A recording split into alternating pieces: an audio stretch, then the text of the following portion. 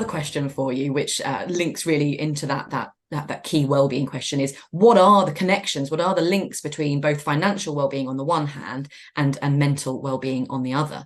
Yeah, really interesting, this one. So as you can see, I'll go through some stats here with you now. Believe it or not, what is the top driver of stress right now is financial and money worries. That might surprise you, but actually what underlies a lot of mental health challenges and anxiety, and even, you know, sad to say, suicide, is people getting into debt and people worrying. And because it's probably even more of a taboo subject than mental health, we're not talking about it, you know, and we're on a bit of a mission to open up that conversation and get employers and employees talking about money so that we can put interventions in place to help people.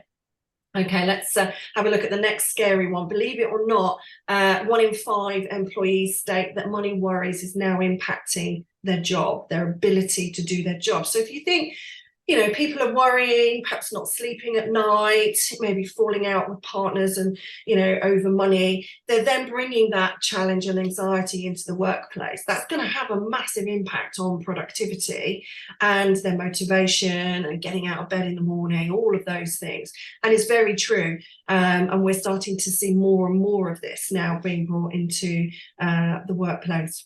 When it comes to workplace support or workplace intervention, only a very small percentage of people believe that there are financial wellbeing policies in place within the workplace. We see this all the time, that from a wellbeing perspective, we see a lot of great stuff in the mental health space and the physical health space and social wellbeing, but we don't see an awful lot in the financial wellbeing space. And that's largely because it's a taboo subject, but also employers don't know where to start. And it's such a diverse topic that different people have different needs. And I guess that's why we're on a bit of a mission to try and help as many employers as we can start to incorporate financial wellbeing. Again, from an HR point of view, 91% of HR professionals in the workplace do believe the employer has responsibility, not just from a pay perspective, but from all those other things that we need to learn.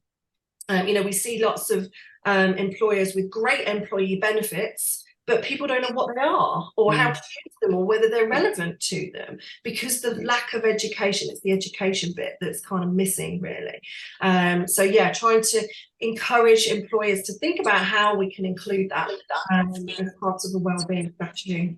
Quite scary, believe it or not, that financial people that are dealing with financial stress are also twice as likely to be thinking about self-harm and suicide. Again, you know, a silent killer, often the underlying root cause. So the links there are quite big, I think, in terms of financial wellbeing and mental wellbeing, and they are absolutely intrinsically linked. You know, and anyone that thinks they're not is probably not feeling the pain that a lot of people are right now. And I think as well, you mentioned mental health first aid, is that there's a lot of expectation sometimes on these kind of wellbeing champions. But you know, how well equipped are they when it comes to financial discussions or money worries? And so again, we're seeing quite a lot of demand in the mental health first aider space to try and equip people with some of the tools and know how to spot signs and, you know, signpost to credible places, so that people aren't just Googling and following celebrities on TikTok that tell them what to do with their money. We need to try and avoid that.